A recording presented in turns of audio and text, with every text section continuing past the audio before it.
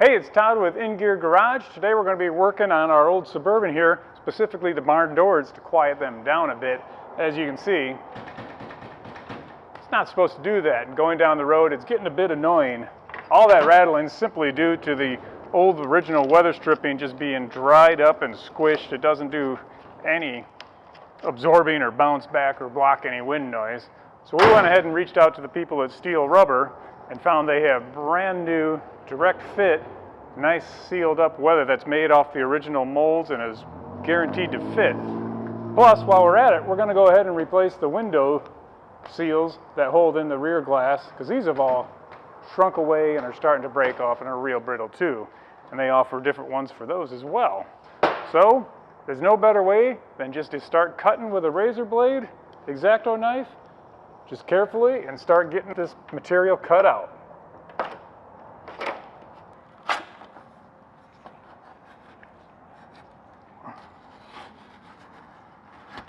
That felt good.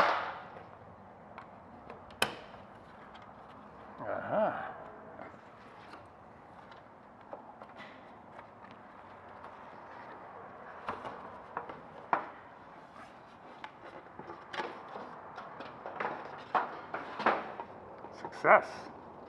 While we got a mess going, we're going to keep it going by peeling off some of the weather stripping. This stuff is worn out.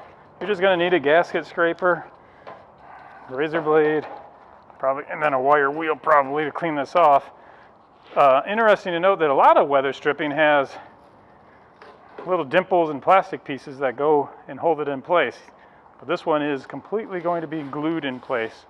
Nice thing is it's a direct fit, so the corners are already molded, which you're going to see. Going to go ahead and just scrape it all off and get it all cleaned off. All right, we got everything cleaned up. We're on the window seal. We're going to go ahead and get the glass installed first. So the steel rubber piece is already molded to fit, but there's a couple different, depending on what your application is, and in ours, you got to find the right channels for installation, of course. This is the channel that goes up on the pinch weld and around that. And then there's the channel for the glass, and then a channel for the locking strip that's going to go in there. It can get a little bit weird. Sometimes there's ones for a molding, and other ones might not have the locking strip. Anyway, we're going to go ahead and get this set. First, we're going to install some of this bedding compound into the channel that's going to go onto the pinch weld. And this stuff stays soft, and it just gives a little movement, and it helps seal, but it never really dries. And it just helps, it's going to help the seal move around a little bit and flex as the glass goes in and for the life of the thing in there. So let's get rolling on that. And you don't need a lot of this. Installing the seal is just a work of patience. And we sprayed a little soap and water on it here and there and stuff. But once you get the seal on, you'll notice that it doesn't fit all the way super tight up around the corners. And that's intentional, because when you get the glass in there and start wedging it into place, it's going to seal it up much nicer. All right, we got our seal in place. We got our glass all cleaned up. This is a good time to clean off all the debris and stuff off your edges so it doesn't show up again. And then we're going to go ahead and lube everything up like crazy with some soap and water. And this is a two-man job, so we're going to call in some reserves for a little help to make sure that the glass doesn't fall into place. Aha, the help has arrived. It's best to have somebody young and flexible so they can sit in there and move around and pry. These windows are held in place with a locking seal, which we'll get to next. So you don't have to use the rope trick. You just got to make sure to get it in the inner spot. And then this is where it's going to take some stretching and pulling to get it down into all these grooves. Hold it, Vaughn. Now it's just a matter of inch by inch.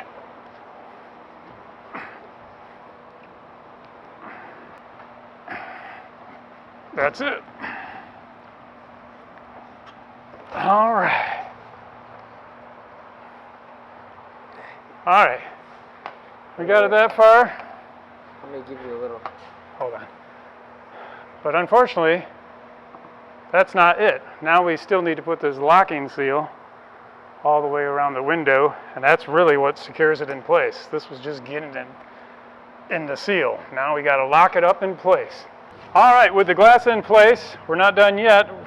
Now we got to get this locking seal into this groove all around. You can see it's kind of formed like a pyramid. The round part sticks out. Then this is going to press against the glass and press against the body all the way around and lock the window in place. Let's see how we do. Steele did have a special tool that you could use to weave this in, which I didn't find out about until after I ordered parts. But our little bike and tool and a lot of prying is getting the job done. And there we go. It took a while, but we got it in there. The locking seal holds the glass all nice and secure. Very secure. You just got to go slow and keep everything lubricated and soaped up and watch your fingers. But all right, that's part one done. Now we're going to get going on the weather stripping around the doors and get this thing sealed up tight. Well, the new glass seals are in, the window's back in, so the hard part's over with. Came back today to wrap things up by putting on the door seals. The new door seals from Steele Rubber, which are a perfect fit, nice molded corners, good and soft. And we've already cleaned off all the old stuff, did a little wire wheeling. You might have to use some chemicals and a plastic scraper if you're worried about your paint, but we are not that worried about our paint, obviously. So we got our 3M adhesive. We're going to follow the guide.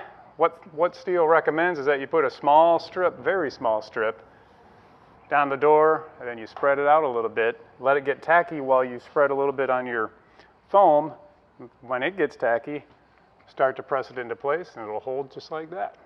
So we got our top corner started, so we're going to just go ahead and put a thin bead on the door for a ways down. And again, you don't have to go crazy with the glue. It's pretty tough stuff. And then you get some on the, right up on the strip too. Flat area. Again, you don't have to go crazy. I'm going to go back and kind of spread it out a little bit. So if you just push it on, it can squirt out the sides. So this way it's nice and spread out. The same with the seal.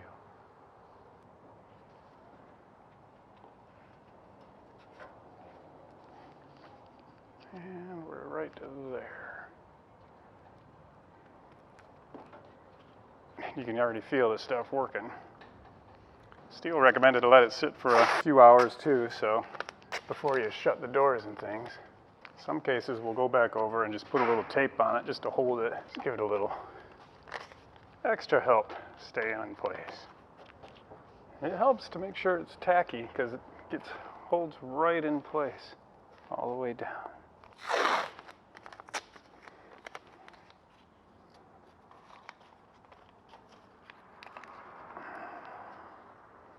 All right, passenger side's all on and drying up. Let's take a look at the driver's side we did yesterday. Took our tape off and it's all sealed nicely, and it never shut like that before.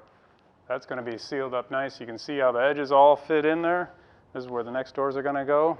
And this just looks great. I didn't know that the cracked up seal was bothering me as much as it did, but these things fit great. A little bit of work, but well worth the effort. Thanks to Steele Rubber. If you need anything, you can check them out online at steelerubber.com. Thanks for watching.